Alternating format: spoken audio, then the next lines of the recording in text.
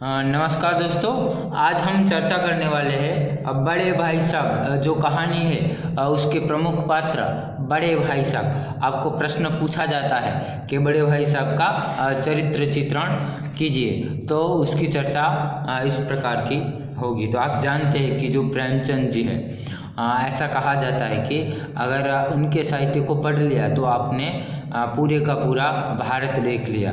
आप जानते हैं कि शुरुआती जो संस्कृत साहित्य है उसके कुछ नियम थे कि मुख्य पात्र जो है राजा होना चाहिए, स्कूल का होना चाहिए, यह सारे नियम थे। मगर इन सारे नियमों को प्रेमचंद जी ने दूर कर दिया और उन्होंने जो सामान्य से सामान्य व्यक्ति है उसका भी उनको ऐसे पात्रों को केंद्र में रखकर उन्होंने साहित्य निर्माण किया है। और जो अलौकिक था या अकल्पनीय जो थी घटनाक्रम, उनको उन्होंने वास्तविक धरातल पर रख दिया है। तो इस प्रकार कह सकते हैं कि प्रेमचंद जी है वह देखिए जीवन को, मानव चरित्र, उपन्यास को मानव जीवन का चरित्र मानते हैं और चरित्रों के माध्यम से वह कई सारी बातें हैं जो हमारे सामने रखते हुए नजर आते हैं। तो यहाँ पर हम देखते हैं कि बड़े भाई साहब कहानी में लेखक ने खुद को केंद्र में रखकर आत्मकथनात्मक शैली में पूरी की पूरी कहानी लिखी है। और पूरी की पूरी जो कहानी है वह दो भाइयों को केंद्र में रखकर है, बड़ा भाई और छोटा भाई। इनका नाम नहीं है क्योंकि हम देखते हैं कि हमारे आसपास कहीं भी कोई भी बड़ा हो सकता है, कोई भी छोटा हो सकता है। और जब हम कहानी पढ़ते हैं तो हमें ऐसा लगता है कि यह इसी धरती का, हमारे आसपास का, हमारे घर का, हमारा खुद का पात्र है। तो यानी वह हमारे हृदय के बहुत ही करीब होता है कि हमें वह अवास्तविक लगता ही नहीं है। तो यहाँ पर जो हम चर्चा करने वाले हैं आज, वह है बड़े भाई साहब की चारित्रिक विशेषताएं जो लेखक ने हमारे सामने रखी है। वह इस प्रकार है। हम एक साथ परिच्छेद कर भी चरित्र चित्रण कर सकते हैं, और अगर आप विशेषताएं बनाकर, अलग अलग चारित्रिक विशेषताएं बनाकर भी अगर आप पात्र लेखन करते हैं, चरित्र चित्रण करते हैं, तो भी वह उचित होगा। तो जो भी आपको दृष्टिकोण सही लगे उस दृष्टिकोण से आप उसका चरित्र चित्रण कर सकते हैं। तो यहाँ पर मैं आपके सामने बड़े भाई की चारित्रिक विशेषताएं हैं वह रखने जा रहा हूँ। प्रथम मैंने आपको कहा है कि हमेशा कोई भी है, चाहे उपन्यास हो, नाटक हो, कहानी हो, एकांकी हो, या कई ऐसी विद्याएं हैं जो बिना पात्रों के आगे बढ़ती नहीं है। तो यह जो ऐसी विद्याएं कि इसमें कोई ना कोई प्रमुख पात्र रहता है। तो यहाँ पर जो पहली विशेषता बनती है वह है प्रमुख पात्र के रूप में या मुख्य पात्र के रूप में। अब देखिए मुख्य पात्र क्या होता है, तो मुख्य पात्र उसे कहते हैं जिसके इर्द गिर्द लेखक ने पूरी कहानी का ताना बाना बांधा हुआ होता है, जिसको केंद्र में रखकर पूरी की पूरी कहानी की कथा वस्तु होती। और यहाँ पर तो देखिए हमने आगे भी देखा कि इंदुमती है, चाहे बड़े भाई साहब हो, तो उन्होंने, लेखक ने जो कहानी का शीर्षक है वही इनके नाम पर रखा है। तो यानी यह पात्र महत्वपूर्ण है। इसका पहला जो सबूत है क्या है, तो कहानी का नामकरण, कि उन्होंने नामकरण ही इस पात्र को केंद्र में रखकर किया है। तो इस प्रकार कह सकते हैं कि बड़ा भाई जो है इस कहानी का प्रमुख पात्र है। और लेखक देखिए खुद कहते हैं, आत्मकथनात्मक शैली में कहते हैं, मगर वो बहुत ही कम बोलते हैं या उनका दृष्टिकोण बहुत ही कम है। जो भी बात लिखी है या जो भी बात उन्होंने बताई है वह बड़े भाई साहब को केंद्र में रखकर बताई है। तो इस प्रकार कह सकते हैं कि अगर बड़े भाई साहब की पात्र को कहानी में से निकाल दे तो कहानी में कुछ बचता ही नहीं है। तो इसीलिए हम कह सकते हैं कि इस कहानी के प्रमुख पात्र के रूप में बड़े भाई साहब हमारे सामने आते हैं। तो यहाँ पर वह उसकी प्रथम विशेषता होती है। दूसरी विशेषता है अध्ययनशील पात्र। अब देखिए अध्ययनशील पात्र यानी कि वह निरंतर, आप देखिए यह जो दोनों भाई है वह एक छात्रावास में रह रहे हैं, छात्रावास में रहकर वह पढ़ रहे हैं। बड़ा भाई है 9वीं कक्षा में है, छोटा भाई है 5वीं कक्षा में। तो यहाँ पर देखिए कि बड़ा भाई जो है वह निरंतर अभ्यास करता रहता है। वह घंटों के घंटों, देखिए वह खेल कूद में इच्छा नहीं रखता, इच्छा होती है मगर वह खेल कूद करता नहीं है। वह निरंतर सिर्फ और सिर्फ पढ़ाई को ही केंद्र में, घंटे घंटों वह पढ़ाई में। फिर कई बार है कि वह किताब की कॉपी जो है उसके ऊपर कुत्ते बिल्लियों के चित्र बनाते हैं, कई बार एक ही शब्द बार बार लिखते हैं। तो लेखक जब देखते हैं कि बड़े भाई साहब निरंतर पढ़ रहे हैं तो वो क्या पढ़ रहे हैं, वह देखते हैं तो उसको कुछ समझ में नहीं आता, तो उसको लगता है कि शायद मैं 5वीं जमात का विद्यार्थी हूँ और वह 9वीं जमात के है, इसलिए वह बातें मुझे समझ में नहीं आती। मगर हम देखते हैं कि छोटा भाई जो है वह खेल कूद में ज़्यादा ध्यान देता है, मगर जो बड़े भाई जो है वह निरंतर अध्ययनशील रहते हैं और उनका मानना है कि भाई पढ़ाई तो ठीक से ही करनी चाहिए। और इसलिए देखिए कि वह एक ही कक्षा में 2-2, 3-3 साल लगा देते हैं। तो इस प्रकार कह सकते हैं कि वह एक अध्ययनशील व्यक्ति के रूप में हमारे सामने आते हैं। उसके बाद देखिए दूसरा अगली जो विशेषता बनती है जिम्मेदार पात्र के रूप में। जिम्मेदार पात्र के रूप में क्यों कि हम देखते हैं कि भाई छोटा भाई जो है वह क्या करता है, निरंतर दिन भर खेलता रहता है, वह पढ़ाई में ध्यान नहीं देता। मगर जो बड़ा भाई है, ऐसा नहीं है कि बड़े भाई को इतनी सारी पढ़ाई की जिम्मेदारी है, मगर उसको देखकर उसका छोटा भाई जो है वह ना बिगड़े, वह भी ध्यान दे, वह भी पढ़ाई में उनको देखकर कुछ सीखे। भले ही वह पढ़ाई में कमज़ोर है मगर उनको देखकर उसको कम से कम जो खेल कूद में ध्यान रहता है वह ध्यान न जाए। और इसलिए देखिए कि वह एक जिम्मेदार है, उनकी कई सारी इच्छाएं हैं, आकांक्षाएं हैं, मगर उन सारी इच्छाओं आकांक्षाओं को दबाकर छोटे भाई पर बड़े भाई का प्रभुत्व अच्छा रहे, वह निरंतर पढ़ता है, यह दिखाने के लिए वह निरंतर पढ़ते रहते हैं। जब कभी जो छोटा भाई है जो निरंतर खेल कूद में ही ध्यान देता है, जब वह खेलकर वापस आता है तो उनका एक ही सवाल होता है, कहाँ थे, क्या कर रहे थे, और फिर उसको समझाते हैं कि भाई हमें पढ़ाई लिखाई में ध्यान देना चाहिए। हमारे जो परिवार वाले हैं वह इतने सारे कष्ट उठाकर हमें पढ़ाने का कार्य कर रहे हैं, तो हमारी भी जिम्मेदारी है कि उनका जो कार्य है, उनका जो हमारे प्रति जो यह प्रयत्न कर रहे हैं, हमारे लिए इतना भोग कर रहे हैं, हमारे लिए इतनी मेहनत कर रहे हैं, तो हमारी भी जिम्मेदारी है कि हम उनके जो पैसे हैं वह फिजूल खर्ची में ना खर्च करें। इस प्रकार हम खेल कूद करके उनके पैसों को बर्बाद करते हैं, उससे अच्छा है कि हमें पढ़ाई ही छोड़ देनी चाहिए। तो इस प्रकार कह सकते हैं कि वह एक जिम्मेदार पात्र के रूप में आता है। जब उनको लगता है कि उनका भाई पढ़ाई में ध्यान नहीं दे रहा है तो वह उनको डांटते हैं, समझाते हैं। इस प्रकार कह सकते हैं कि वह एक जिम्मेदार पात्र के रूप में हमारे सामने आता है। फिर देखिए शिक्षा पद्धति से नाराज पात्र। अब देखिए वह जो यह तत्कालीन शिक्षा पद्धतियां हैं उससे वह नाराज है। क्यों नाराज है? तो वह कहता है कि भाई जो शिक्षा होनी चाहिए वह व्यक्ति के जीवन को सुधारने वाली होनी चाहिए, जबकि हमें इतिहास के नाम पर जो नहीं पढ़ना चाहिए वह पढ़ाया जाता है। और कई ऐसे बातें हैं जो उचित नहीं है, कि जो परीक्षा पद्धति है वह उचित नहीं है। फिर जो सिखाया जाता है कि अंग्रेजों के इतिहास को सिखाया जाता है कि जॉर्ज पंचम, फिर जो मैकॉले की शिक्षा पद्धति है, उन शिक्षा पद्धति पर यहाँ पर बड़े भाई साहब जो है नाराज है कि अगर आपने जॉर्ज पंचम के जगह जॉर्ज दूसरा लिख दिया तो आपके मार्क्स गए।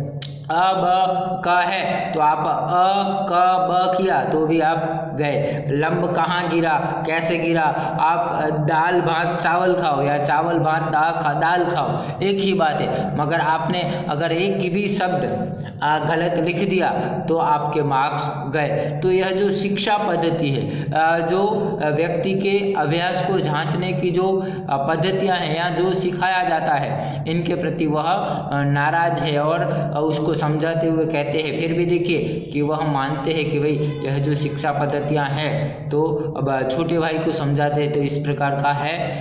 तो यहाँ पर देखिए इनकी बातचीत से हमें लगता है कि यहाँ पर वह शिक्षा पद्धति से एक नाराज व्यक्ति के रूप में, उनको यह शिक्षा पद्धतियाँ अच्छी लगती नहीं है। शायद उसका एक कारण यह भी है कि वह बार बार फेल हो रहा है, मगर फिर भी देखिए उनका दृष्टिकोण सही है कि जो हमें जीवन उपयोगी है वैसे शिक्षा देनी चाहिए। अगर इस प्रकार आप संपूर्ण जीवन को छोड़कर यह जो परीक्षा पद्धतियाँ हैं, शिक्षा पद्धतियाँ हैं, वह 2-3 घंटे में आपके पूरे साल का फैसला हो जाता है, तो ऐसे घटनाक्रम से वह नाराज है। तो इस प्रकार कह सकते हैं कि वह शिक्षा पद्धति से नाराज व्यक्ति के रूप में हमारे सामने आते हैं। फिर उपदेश देने वाले पात्र के रूप में, अब देखिए उपदेश देने वाले पात्र के रूप में तो हम देखते हैं कि जब भी कोई भी गलती छोटा भाई करता है तो वह अलग तरीके से वह उपदेश देते रहते हैं, निरंतर उसको समझाने का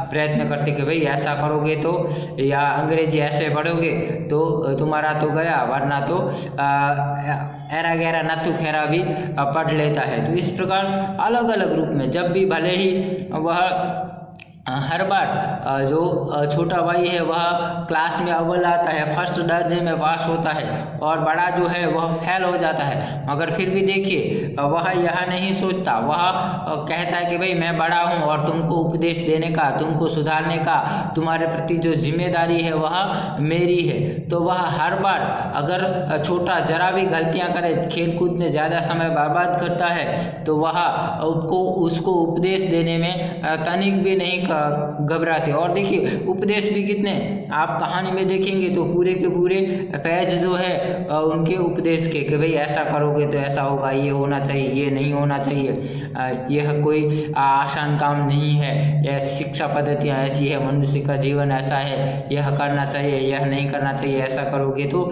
ऐसा होगा, इसका फल अच्छा नहीं होगा।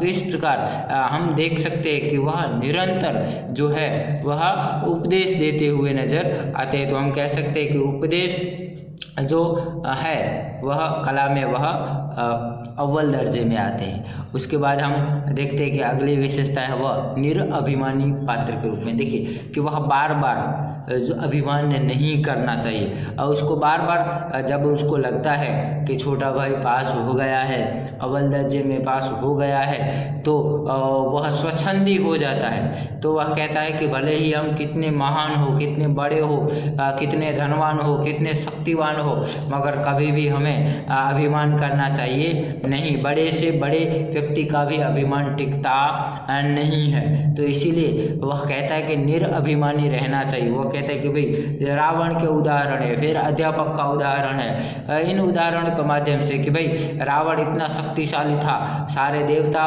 भी उससे डरते हैं, मगर उसकी मृत्यु हुई तो उसका जिम्मेदार कौन है? तो उसका अहम था, उसका अभिमान था, उसका अहंकार था। तो इसीलिए व्यक्ति को कभी भी अभिमान करना चाहिए नहीं, कभी भी गर्व करना चाहिए नहीं, साधारण रूप में उसको रहना चाहिए। तो हम कह सकते हैं कि वह एक निरअभिमानी व्यक्ति के रूप में हमारे सामने आते हैं। फिर देखिए अगली विशेषता है ज्ञान के उपासक। ठीक है, तो वह कहते हैं कि भाई व्यक्ति के पास ज्ञान होना चाहिए, मगर वह ज्ञान कैसा होना चाहिए? तो निरअभिमानी होना चाहिए। तो इस प्रकार हम कह सकते हैं कि वह ज्ञान के उपासक है, कि आपको भले ही आप पढ़ाई लिखाई में कमज़ोर हो, मगर अगर आप दूसरी दिशाओं में अगर आपके पास अच्छा ज्ञान है तो भी वह आपको जीवन जीने के लिए उपयोगी बन सकता है। आप शिक्षा में फेल हो गए तो आप जिंदगी से गए, ऐसा नहीं है। सामान्य जीवन में भी बहुत ऐसे घटनाक्रम है, बहुत जो ऐसे कार्य है जो आपको ज्ञान के आधार पर मिलते हैं। तो इस प्रकार वह जो ज्ञान जो है वह सबसे महत्वपूर्ण है। फिर आपकी यह जो डिग्रियां हैं वह उसके आगे कुछ भी नहीं है। तो यानी ज्ञान को वह महत्व देते हुए नजर आते हैं। अगली विशेषता बनेगी धैर्यशील पात्र। धैर्यशील यानी कि पहले भी कि देखिए उनको पता है कि मैं बार बार फेल हो रहा हूँ, पढ़ाई में कमज़ोर हूँ, मगर फिर भी देखिए वह कहते कि भाई पढ़ाई के मामले में हमें जल्दी नहीं करनी चाहिए, हमें अच्छी तरह से पढ़ाई करनी चाहिए। इसलिए देखिए वह एक ही कक्षा में, एक ही दर्जे में 2-2 3-3 साल लगाते। फिर देखिए छोटा भाई बहुत खेल कूद में मानता है, वह खेलता रहता है, उनको खेलने की इच्छा होती है, मगर उसको देखकर जो छोटा भाई है वह बिगड़े नहीं, इसलिए वह एकदम धैर्यता से वह कार्य करते हैं। और उनको लगता है कि उनका भाई नहीं मान रहा है, तो बार बार उसको अलग अलग उदाहरण के माध्यम से, अलग अलग व्यक्तियों के जीवन के माध्यम से, अलग अलग तत्कालीन परिस्थितियों को सामने रखकर वह कहता है कि हमें धैर्यशील होना चाहिए, कि अगर हम जल्दी करेंगे तो कोई भी समस्या आ सकती है या गलतियां भी हो सकती है। तो इसलिए वह एक धैर्यशील व्यक्ति के रूप में हमारे सामने आते हैं। उसके बाद देखिए अगली विशेषता बनेगी पढ़ाई के महत्व को समझने वाले व्यक्ति के रूप में। तो हम देखते हैं कि जब उसको लगता है कि भाई पढ़ाई में ध्यान नहीं दे रहा, तो उसको कहते कि भाई पढ़ाई का भी महत्व है। मैं ऐसा नहीं कह रहा कि उसका महत्व नहीं है। वो कहता है कि देखिए कि पहले जो है, जो 8वीं पास व्यक्ति भी तहसील बन सकता था, मैट्रिक पास भी डिप्टी कमिश्नर बन सकता था। तो इसीलिए अगर तुम शिक्षा प्राप्त करोगे, अगर तुम पढ़ाई में ध्यान दोगे, तो तुमको अच्छी नौकरियां मिल सकती है। तो इसीलिए भले ही मैं कमज़ोर हूं, मगर फिर भी देखिए कि उसका भाई कमज़ोर ना हो, इसलिए उसको बार बार पढ़ाई के लिए वह प्रेरित करता रहता है। और उसको देखकर उसका भाई न बिगड़े, इसलिए वह खुद की इच्छाओं को भी नज़रअंदाज करता है, या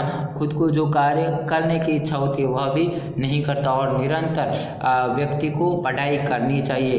पढ़ाई का महत्व है, पढ़ाई से जीवन अच्छा बनता है, हमको जीवन में सरलता प्राप्त होती है, उससे अच्छी नौकरियां मिलती है, अच्छी आमदनी होती है।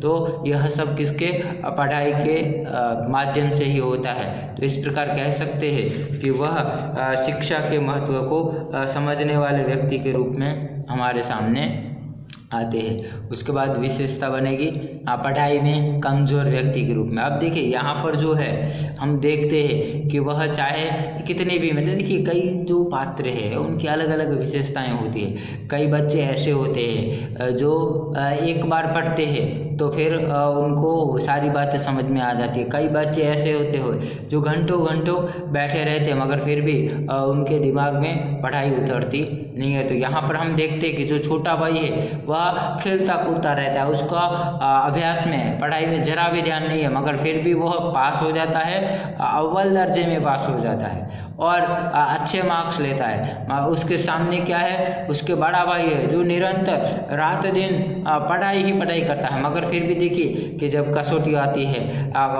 परिणाम आता है, रिजल्ट घोषित होता है, तो वह फेल हो जाता है। वो छोटे भाई के शब्दों में कहे तो वह एक ही कक्षा में, एक ही दर्जे में 2-3 साल लगाता है। और जो बड़ा भाई जो है वह 5 साल बड़ा है, मगर धीरे धीरे हम देखते हैं तो क्या होता है कि सिर्फ एक दर्जा ही जो छोटा भाई है उससे पीछे रह सकता है। तो इस प्रकार हम देख सकते हैं वो क्या मानता है कि भाई मैं पढ़ाई में कमज़ोर हूँ, और बार बार फेल होना वह यह साबित करता है कि जो बड़ा भाई जो है वह पढ़ाई में एक कमज़ोर पात्र के रूप में हमारे सामने आता है। उसके बाद देखिए वास्तविकता का स्वीकार करने वाला पात्र। वास्तविकता का स्वीकार करने वाला पात्र यानी कि जब परिणाम का घोषित होने के बाद उसको लगता है कि कई बार छोटा भाई जो है स्वच्छंदी हो जाता है, तो उसको जहाँ पर उपदेश देना चाहिए वहाँ पर भी वह नहीं उपदेश देता। उसको समझ में आ रहा है कि भाई अब जो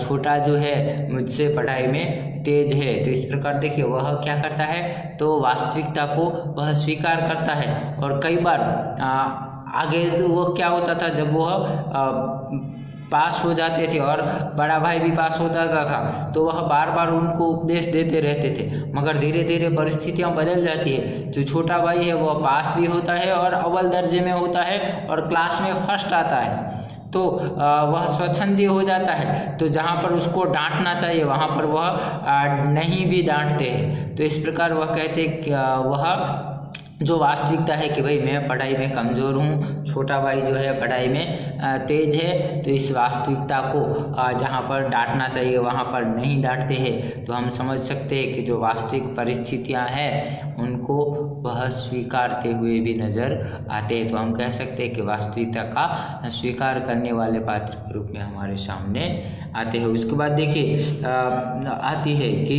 अनुभव को सर्वश्रेष्ठ मानने वाले पात्र के रूप में वह कहता है कि भाई भले ही आप पढ़ाई लिखाई में चाहे कितने भी तेज हो, मगर आपको जो व्यवहारिक ज्ञान होना चाहिए, जो जीवन अनुभव होना चाहिए, अगर वह नहीं है तो आपकी डिग्रियां कहीं भी काम आने वाली नहीं है। तो इस प्रकार देखिए वह जो वहाँ के अध्यापक जो है, प्रिंसिपल जो है, वह ऑक्सफोर्ड यूनिवर्सिटी से एमए किए हुए हैं, मगर फिर भी वह जो एक महीना वह जो कमाते हैं वह फिर इतना खर्चा कर देते हैं कि वह उनके ऊपर कर्ज बढ़ जाता है। मगर उनकी माताजी जैसे ही परिवार की जिम्मेदारी संभालती है तो वह पैसे बचते। उसी प्रकार देखिए वह अपनी माताजी, अपने दादाजी, इस प्रकार विभिन्न लोगों के जीवन अनुभव से कहते हैं कि भले ही हम इतना पढ़े लिखे हैं, भले भी वह एमए है, मगर वह घर की जिम्मेदारी उठाने के लायक नहीं है। एक महीना जो खर्चा है वह एक महीने में कैसे उठाया जाता है कि वह निरक्षर और अभण व्यक्ति भी सरलता से वह मैनेज कर सकता है, और पढ़ा लिखा व्यक्ति एमए पढ़ा लिखा चाहे कितनी भी डिग्रियां हो, मगर उसको व्यवहारिक जीवन का अनुभव नहीं है तो वह अपना घर परिवार चला सकता नहीं है। तो इसलिए घर परिवार चलाने के लिए सिर्फ और सिर्फ शिक्षा महत्वपूर्ण नहीं है, व्यवहारिक ज्ञान और अनुभव भी महत्वपूर्ण है। तो इस प्रकार देखिए कि वह कहता है कि अगर अभी मैं बीमार पड़ जाऊं तो तुम क्या करोगे? रोने लगोगे।